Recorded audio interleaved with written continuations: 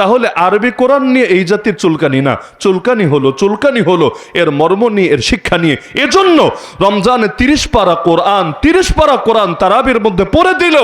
এর জন্যই বাংলাদেশে কোনো হাফেজকে জেলে যেতে হয় নাই, কাউকে হামলা মামলার শিকার হতে হয় নাই, কাউকে এর জন্য রিমান্ডে ঢুকতে হয় নাই। অথচ একই কোরআনকে মসজিদের মিম্বার থেকে, মাহফিলের মঞ্চ থেকে জাতির বোধগম্য ভাষায়, মাতৃভাষায় উপস্থাপনের কারণে কত আলেমের হাতে হাতকড়া পরানো হয়েছে, কত আলেমের মাথায় হেলমেট চড়ানো হয়েছে, কত আলেমের পায়ে ডান্ডা বেরি লাগানো হয়েছে, কত আলেমের কোমরে গরুর রশি বাঁধা হয়েছে, কত আলেমের ঈদের দিনও রিমান্ডে কেটেছে, কত আলেমকে জেলের ভেতর নির্যাতন করে লাশে পরিণত করা হয়েছে। অপরাধ আর কিছু না, অপরাধ একটাই, যেটা আরবিতে শুনলে পাবলিক খুশি হয়, পকেট ভরে হাদিয়া দেয়। একই জিনিসের শিক্ষাকে মাতৃভাষায় তাদের সামনে উপস্থাপন করেছে। এজন্যই আরবের লোকেরা যেহেতু আরবি বুঝতো, জাস্ট একটা বাক্য নিয়েই তারা যুদ্ধ বিগ্রহ মারামারি লাগিয়ে দিত। আল্লাহ নবীর চাচার কাছে এসে আবু জাহালরা বলল, তোমার ভাতিজা কি চায়, যা চায় সব মানতে রাজি, তবুও সে থামুক, তার কারণে এলাকায় ঝামেলা হচ্ছে, গ্রুপিং হচ্ছে, ফাটল তৈরি হচ্ছে, সাম্প্রদায়িকতা সৃষ্টি হচ্ছে। সে কি চায়? সে নারী চাইলে আরবের সবচেয়ে সুন্দরী নারীর সাথে বিয়ে দিব, সে সম্পদ চাইলে সম্পদের পাহাড় বানায় দিব, আর সে যদি ক্ষমতা চায় তাও বলে ফেলুক, আমরা তাকে দারুন নদওয়া একটা সিট দিয়ে দিব, একটা সদস্য পদ তাকে দিয়ে দিব। কি চায় সে? তবু সে থামুক। আল্লাহ নবী আবু তালেবকে বলে দিলেন, চাচা ওদেরকে বলে দেন আর কিচ্ছু লাগবে না, খালি একটা বাক্য মেনে নিলেই ঝামেলা খতম, আর কিচ্ছু লাগবে না। ওই এক বাক্য যদি মানে, ওদের সাথে আমার আর কোনো ঝামেলা থাকবে না।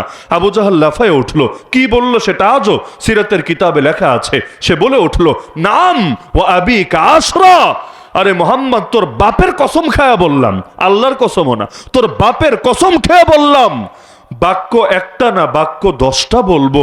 আরে সামান্য বাক্যের জন্য এত কাহিনী, সামান্য বাক্যের জন্য এত দ্বন্দ্ব, এত ঝামেলা, এত সংঘর্ষ, কি মানা লাগবে? খালি বলে ফেলো। নবী বললেন, চাচা ওদেরকে বলে দেন 10 বাক্য লাগবে না, এক বাক্য মানলেই হবে, আর সেই বাক্য হলো লা ইলাহা ইল্লাল্লাহ মুহাম্মাদুর রাসূলুল্লাহ। আবু জাহাল লাফায়ে উঠলো, আজআলাল আলিহাতা ইলাহান ওয়াহিদা ইন্না হাযা লাশাইউন উজাব। কোরআনের আয়াত। আরে এত উপাস্যকে মাত্র এক উপাস্যে পরিণত করেছে, এটা তো মানা সম্ভব না, এটা তো বড়ই আশ্চর্যজনক ব্যাপার। তাহলে এক কালেমা মানলো না কেন? কালেমা মানলে ঝামেলা কোথায়? আবু জাহাল যদি বুঝতো যে সকাল বিকাল 100 বার করে জপে নিলেই ঝামেলা খতম, আর কিছু লাগবে না, এই কালেমার কারণে জীবন পাল্টাতে হবে না, এই কালেমার কারণে ভেতরে আদর্শে পরিবর্তন আনতে হবে না, এই কালেমার কারণে তার গোটা সমাজকে পরিবর্তন করতে হবে না, এই কালেমার কারণে অন্যায়ের পথ তাকে ছাড়তে হবে না, এটা যদি সে বুঝতো, এই কালেমা প্রয়োজনে 1000 বার জপে জপে সে মুখে ফেনা উঠিয়ে ফেলতো। কিন্তু ভাষা যেহেতু আরবি, ওরা বুঝতো কালেমা জাস্ট একটা বাক্য না, কালেমা হলো একটা আদর্শ, কালেমা হলো একটা জীবন বিধান, কালেমা হলো একটা সম্পূর্ণ একটা শরীয়তের মূল শিরোনাম। এই কালেমা মানা মানে জীবনের সব ক্ষেত্রে একমাত্র আল্লাহকে রব বলে মেনে নেওয়া, আর জীবনের সব ক্ষেত্রে নবী যেই পথ দেখাবেন বা সেই পথ অনুসরণ করা। গন্তব্য হবেন আল্লাহ, পথ হবেন মুহাম্মাদুর রাসূলুল্লাহ। গন্তব্য হলেন আল্লাহ, আল্লাহ পর্যন্ত পৌঁছতে হবে কোন পথ ধরে? সেই পথের নামই হলো মুহাম্মাদুর রাসূলুল্লাহ। এখন আবু জাহাল আল্লাহ নবীকে চিনতো না তা না, আমি আপনি যতটুকু চিনি এর চাইতে ভালো চিনতো। কারণ আমি আপনি নবীকে চিনেছি হুজুরদের মুখে ওয়াজ শুনে শুনে, অথবা বই পড়ে পড়ে, অথবা বাপ মায়ের মুখ থেকে জেনে জেনে, অথচ তারা নবীকে চিনেছে নিজেদের চোখে দেখে দেখে। তো একদিন দুদিন না, আল্লাহ নবীর জন্ম থেকে শুরু করে তার শৈশব, কৈশোর, তারুণ্য, যৌবন সব দেখেছে। আল্লাহ নবীর মতো আখলাক, আল্লাহ নবীর মতো আদর্শ দ্বিতীয় কারো নাই, এটা ওদের চাইতে কে ভালো জানে? তাহলে আল্লাহ নবীকে তো ঠিকই চেনে, তো মানলো না কেন? কারণ জানে নবীকে যদি মেনেই নাই বড় বড় বোতল টানবে কিভাবে, নবীকে যদি মেনেই নাই চুরি বাটপারি করবে কিভাবে, নবীকে যদি মেনেই নাই গরিবের হক মারবে কিভাবে, নবীকে যদি মেনেই নাই নারীদের ইজ্জত নিয়ে ছিনিমিনি খেলবে কিভাবে, নবীকে যদি মেনেই নাই আর সম্পদের মধ্যে যেভাবে ইচ্ছা সেভাবে হস্তক্ষেপ করবে কিভাবে, আর নবীকে যদি মেনেই নাই চাঁদাবাজি করবে কিভাবে, নবীকে যদি মেনেই নাই খুন খারাপি করবে কিভাবে, নবীকে যদি মেনেই নাই মাদকের কারবার করবে কিভাবে, নবীকে যদি মেনেই নাই অন্ধকারকে দুনিয়ার বুকে জিন্দা রাখবে কিভাবে? কারণ আলো জ্বলতে দেরি হয়, অন্ধকার লেজ গুটিয়ে পালাতে দেরি হয় না। তেজন্য চেনার পরও, জানার পরও, বোঝার পরও মানে নাই। গরিবরা ঠিকই মেনে নিয়েছে। বেলালের মানতে সমস্যা হয় নাই, আম্মারের মানতে সমস্যা হয় নাই, ইয়াসিরের মানতে সমস্যা হয় নাই, সুমাইয়ার মানতে সমস্যা হয় নাই, কারণ তাদের ধান্দা নাই। ধান্দা যাদের ধান্দা আছে তারা চেনার পরও, বোঝার পরও মানতে রাজি হয় নাই। এই বাংলাদেশের গরিবরাও ব্যক্তি জীবনে যত পাপী হোক, কয়জন পারবে আলেমের গায়ে হাত তুলতে? কয়জন পারবে আলেমকে পিটিয়ে রক্তাক্ত করতে? কয়জন পারবে ঈদের দিন আলেমকে বেঁধে রাখতে? কয়জন পারবে আলেমকে খুন করে এই পৃথিবী থেকেই বিদায় করে দিতে? পারবে না। কিন্তু ক্ষমতাসীন ধান্দাবাজরা তো ঠিকই পারে। কেন? তারা আলেমদের শান বোঝে না, আলেমদের কদর বোঝে না, যাদেরকে আসমানের ফেরেশতাও সম্মান দেয়, যাদের জন্য গর্তের পিঁপড়া থেকে সমুদ্রের মাছ সবাই দোয়া করে যায়, এদের কদর তারা কিছু বোঝে না। বোঝে, ভালো করে বোঝে। স্বার্থই যখন মুখ্য হয়ে যায় তখন মানুষের চোখে কাঠের চশমা ওঠে। তখন মানুষ কোনটা ন্যায়, কোনটা অন্যায়, কোনটা সত্য, কোনটা মিথ্যা এটা আর বুঝতে চায় না। এজন্য ইহুদিরা আল্লাহ নবীকে পাওয়ার আগে যারা যুগ যুগ ধরে অপেক্ষায় ছিল, কবে আসবে, কবে আসবে, কবে আসবে। কারণ ওদের তাওরাতের মধ্যে ওরা পড়েছে আখেরি জামানে একজন নবী আসবে। ওই নবীরে পাওয়ার জন্য, ওই নবীরে মানার জন্য আগ থেকে রেডি। তো যখন পেয়ে গেল তখন আর মানছে না। কেন মানছে না? কারণ নবী তাদের বংশে না এসে অন্য বংশে আসলো কোন দুঃখে? অন্য বংশে আসলো কোন দুঃখে? সৎ ভাইয়ের বংশে আসবে কেন? ব্যাস, আর মানতে পারলো না। কারণ ওরা ছিল ইসহাক নবীর বংশে, আমার নবী আসলেন ইসমাইল নবীর বংশে। অথচ ইসহাক নবীর বাপের নাম ইব্রাহিম, ইসমাইল নবীর বাপের নাম ইব্রাহিম। ইব্রাহিম আলী ইসলামে গিয়ে সব মিলে গেছে, তারপরও মানে নাই। সৎ ভাইয়ের বংশে আসবে কোন দুঃখে? এই জামানায় যেমন দলের বাইরে হক থাকলে কেউ মানতে রাজি হয় না। আমার দল আকাম করলেও সেটা হক, আর আরেক দল ভালো কাম করলেও সেটা বাতিল। আছে না অনেকের মানসিকতার ভেতর এটা, যেটাকে দলান্ধতা বলে, দলান্ধতা, অন্ধ হয়ে যাওয়া। এই ইহুদিরা নবীকে চেনার পরও, তাওরাতে যত আলামত আছে সব পাওয়ার পরও মানে নাই, শুধুমাত্র এই অন্ধত্বের কারণে। অন্ধত্বের কারণে আজকালকার দুনিয়াও দেখেন না, দুনিয়ার সবচাইতে বড় বড় সুপার পাওয়ার যারা, এমনকি ওই সুপার পাওয়ারগুলোর সবচাইতে বেশি পরিচিত এবং ক্ষমতাশালী নেতা যারা, এক একজনের চরিত্রের অবস্থা দেখেন না। মুখ দিয়া সভ্যতার কথা বলতে কোনো শেষ নেই। বাহ, সভ্যতা, মানবাধিকার, গণতন্ত্র, এই সেই, মানে গোটা দুনিয়ার শান্তির ঠিকাদার এক একটা। এমনকি পাগলা ট্রাম্প তো শান্তিতে নোবেল পাওয়ার জন্য কি করলো শেষ পর্যন্ত, এমনকি লাস্টে গিয়া না পায়া পর্যন্ত এটার জন্য কত পাগলামি করে দেখালো। কিন্তু এদের চরিত্র কি ইতিমধ্যে তো সারা দুনিয়া দেখে ফেলেছে। জাস্ট একটা ফাইলস উন্মোচিত হওয়ার কারণেই এদের যে চরিত্র দুনিয়ার সামনে ভেসে এসেছে। আপনি চিন্তা করেন, ওদের সারা জীবনের আমল নামা যদি আল্লাহ প্রকাশ করে দিত, অবস্থা কি হতো? খালি নারীদেরকে রেপ করে এতটুকুই তো না, এমন নিকৃষ্ট নিকৃষ্ট, আমি তো গতকাল থেকে অন্তত 100 জন মানুষ অন্তত এমন পেয়েছি যারা এর সামান্য কিছু পরেই মানে তাদের মানসিক অবস্থায় ঠিক নেই যে কিভাবে সম্ভব। মানুষ এতটা নিকৃষ্ট তো জাহেলি যুগেও ছিল না। জাহেলি যুগের জাহেলি মানুষগুলো, ওদেরও একটা লেভেল ছিল, ওই লেভেলকে পর্যন্ত ছাড়িয়ে গিয়েছে। কিভাবে সম্ভব হতে পারে? এটাই বাস্তবতা। কেন? ওদের মোটেও জ্ঞান নাই, ওদের সত্য মিথ্যা পার্থক্য করা কোনো যোগ্যতা নাই। আছে, সবই আছে, স্বার্থই যখন যায় মুখ্য হয়ে, তখন মানুষের চোখের মধ্যে কাঠের চশমা থাকে। তাহলে কোরআনের শুধু শব্দ মানলেই হয় না, কোরআনের মর্মও মানতে হয়। আলিফ লাম মিম যালিকাল কিতাবু লা রাইবা ফি হুদাল লিল মুত্তাকিন। আল্লাহ তো জানিয়ে দিয়েছেন এই কোরআনটা সমস্ত মুমিন মুত্তাকিদের জন্যই হেদায়েত। খালি হুজুরদের জন্য হেদায়েত না, খালি হাফেজ আলেমদের জন্য হেদায়েত না। এই কোরআন খালি মোল্লাদের জন্য আসে নাই রে ভাই। এই কোরআন এসেছে প্রতিটা ইমানদারের জন্য, প্রতিটা ইমানদারের জন্য।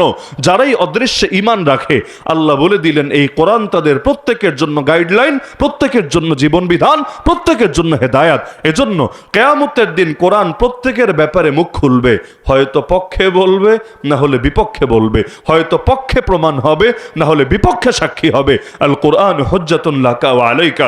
প্রত্যেকে নিজেকে জিজ্ঞেস করেন না, কি করলাম কোরআনের জন্য?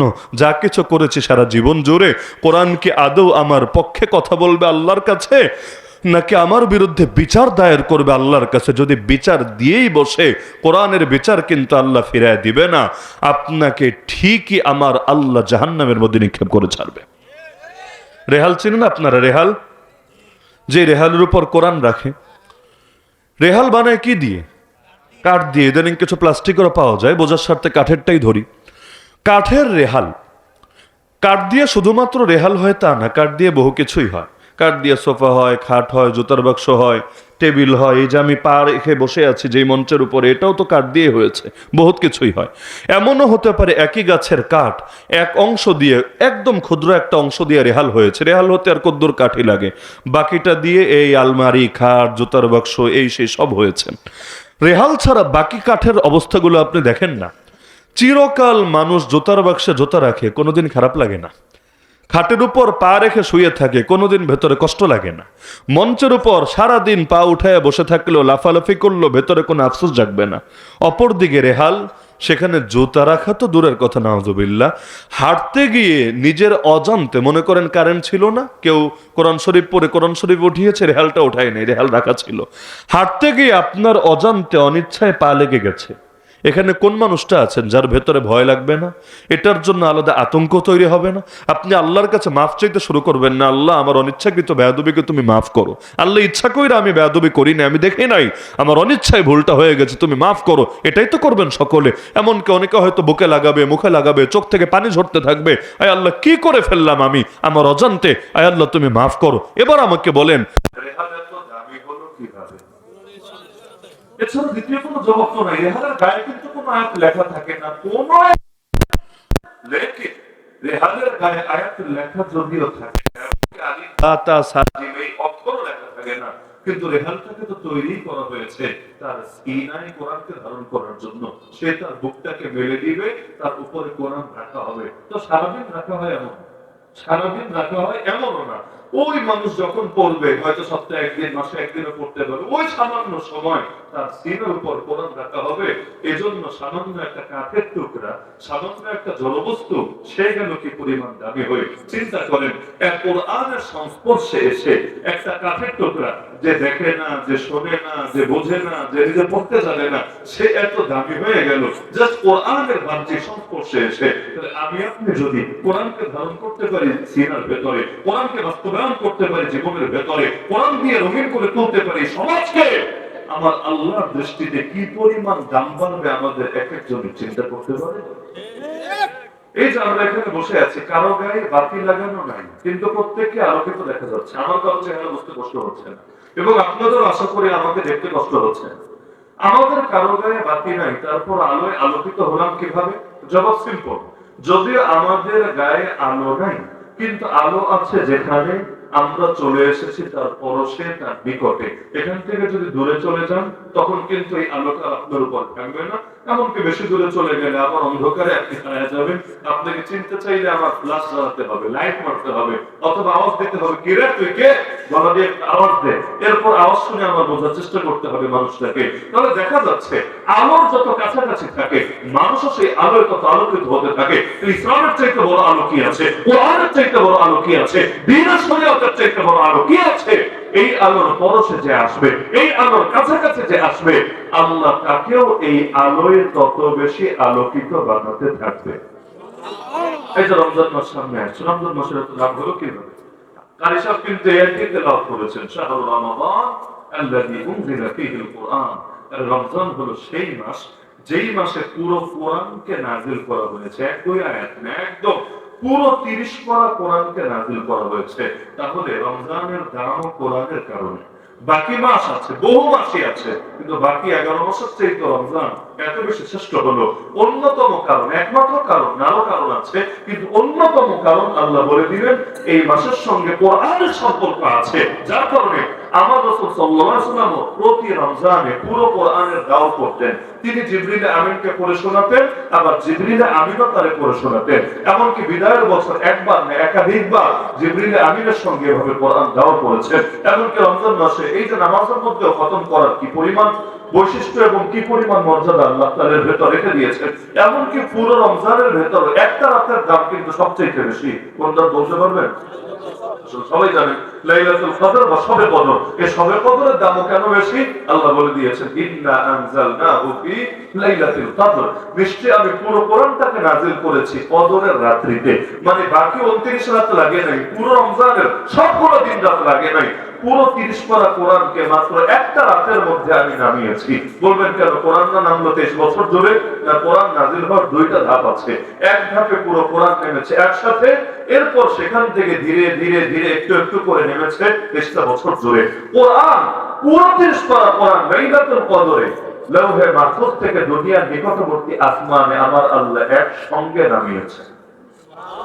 এরপর সেই দুনিয়ার আসমান থেকে আমার নবীর উপরে 23টা বছর জুড়ে কখনো 1 আয়াত, কখনো 2 আয়াত, কখনো 5 আয়াত এভাবে এসেছে। সর্বপ্রথম যখন 5 আয়াত আসলো, আমার নবী এই পরিমাণ অসুস্থ হয়ে গেলেন, আল্লাহ হেফাজত করুন, এই পরিমাণ তার কষ্ট হচ্ছিল। বাসায় সারবাজান খাদিজাকে বললেন, জলদি আমার গায়ে কাঁথা টেনে দাও, চাদর টেনে দাও, জাম্মিলুনি জাম্মিলুনি ওয়াল্লাহি লাকাদ খাশিতু আলা নাফসি, আল্লাহর কসম আমার তো প্রাণ নিয়ে ভয় হচ্ছে, মনে হয় আমি বাঁচবই না। কি পরিমাণ অসুস্থতা লাগছে, কি পরিমাণ পেরেশানি লাগলে মানুষের মন্তব্য করে মনে হয় আমি মরেই যাব, বাঁচবই না। মাত্র 5 আয়াত নাজিল হওয়ার পরে, এরপরও যখন একটু একটু করে নাজিল হচ্ছিল, শীতের ভেতরেও যদি কোরআন নাজিল হতো, আমার নবীর এত কষ্ট হতো, গা থেকে টপ টপ করে ঘাম ঝরতে শুরু করতো। এমনকি কখনো উটের পিঠে বসা থাকলে শরীর এত ভারী হয়ে যেত, উট পর্যন্ত আর লোড নিতে পারতো না, মাটির উপর বসে পড়তে বাধ্য হতো। এভাবে একটু একটু একটু করে 23টা বছর ধরে কোরআন নাজিল করা হয়েছে। আরে মায়ের কদর বুঝলেন? কারণ আপনাকে জন্ম দিতে মায়ের কত কষ্ট হয়েছে, আপনাকে ছোটবেলায় পালন করতে আপনার মায়ের কত কষ্ট হয়েছে, কিন্তু এই কোরআন আপনার পর্যন্ত আসতে আমার নবী সর্বযুগের সর্বশ্রেষ্ঠ ব্যক্তি, আল্লাহর পর সবচাইতে দামি যিনি, তার কি পরিমাণ কষ্ট হয়েছে একবার চিন্তা করেন। আপনি বলবেন কেন? কোরআন তো হালকা, কোরআন এত ভারী নাকি? আরে 7 বছরের বাচ্চা সিনার মধ্যেও তো পুরো কোরআন থাকে। এমন বহু বাচ্চা আছে না 7 বছরের বাচ্চা সিনার মধ্যে পুরো কোরআন আছে, তাহলে সেখানে কোরআনে এত কষ্ট হবে কেন? আরে ভাই, কোরআন কি পরিমাণ ভারী বুঝতে চাইলে সূরা হাসরের একটা আয়াতে দেখেন না, আল্লাহ বলেন এই কোরআন যদি আমি কোনো পাহাড়ের উপর নাজিল করতাম, তো বাংলাদেশের মাটির পাহাড় না, আরবের সেই পাথুরে পাহাড়, লাউ আনজালনা হাযাল কুরআন আলা জাবাল, আল্লাহ বলেন এরকম কোন পাহাড়ের উপর যদি আমি আল্লাহ এই কোরআন নাজিল করতাম, লা রাআইতাহু খাশিআম মুতাসাদ্দিআম মিন খাশিয়াতিল্লাহ, হে নবী তুমি দেখতা এই পাহাড়ও আর দাঁড়িয়ে থাকতে পারছে না, পাহাড় সঙ্গে সঙ্গে নত হয়ে গেছে, খালি নত না, আল্লাহর ভয়ে ভেঙে চূর্ণ বিচূর্ণ হয়ে গিয়েছে। তাহলে কি বুঝলেন? পাহাড়ের ক্ষমতা ছিল এই কোরআনকে ধারণ করবে। এমনকি অন্য আয়াতে আল্লাহ বলেন, আরে কিসের পাহাড়, খালি আসমান জমিনের সামনেও এই কোরআন আমি দিয়ে বলেছিলাম, কিরে আসমান তুই নিবি, কিরে জমিন তুই নিবি, কিরে পাহাড় তুই নিবি। ইন্না আরদনাল আমানাতা আলাস সামাওয়াতি ওয়াল আরদি ওয়াল জিবাল, সামাওয়াত মানে আসমান, আরদ মানে জমিন, জিবাল মানে পাহাড়। আল্লাহ বলেন এই আমানতকে প্রথমে আসমানের সামনে, এরপর জমিনের সামনে, এরপর পাহাড়ের সামনে উপস্থাপন করেছিলাম, কিরে তোরা নিবি নাকি? তারা ভয় পেয়ে গেছে, ভয় পেয়ে অস্বীকৃতি জানিয়েছে, না আল্লাহ দিয়েন না, দিয়েন না, আমরা পারবো না। বাচ্চারে যদি আপনি এক মনের জিনিস হাতে নিয়ে বলেন কিরে নিবি, হাতে নিবি, বাচ্চা কি বলবে? না না আব্বু ভুলেও আমার দিও না, আমি এটা নিতে পারবো না, আমি ব্যথা পাবো, বলবে না? ওই বাচ্চারা যেভাবে ভয় পাবে, আসমান এই জমিন এই পাহাড় সব ভয় পেয়েছে। ও হামালাহাল ইনসান, কিন্তু অবশেষে মানুষ, এবং তো কোন মানুষ? সর্বযুগের সর্বশ্রেষ্ঠ মহামানব যিনি, সে মুহাম্মদুর রাসূলুল্লাহ সাল্লাল্লাহু আলাইহি সাল্লাম এটা ধারণ করেছেন। এখন কারো মনে প্রশ্ন আসতে পারে, কেন 7 বছরের বাচ্চা এত সহজে পারলে নবীরা তো কষ্ট হবে কেন? চিন্তার বিষয় না? 7 বছরের বাচ্চাও যদি পারে এত সহজে সিনাই কোরআন ধারণ করতে, আরে ভাই এমন বাচ্চা আমি দেখেছি, আল্লাহ দেখার তৌফিক দিয়েছে, 1 মাসে কোরআনের হাফেজ।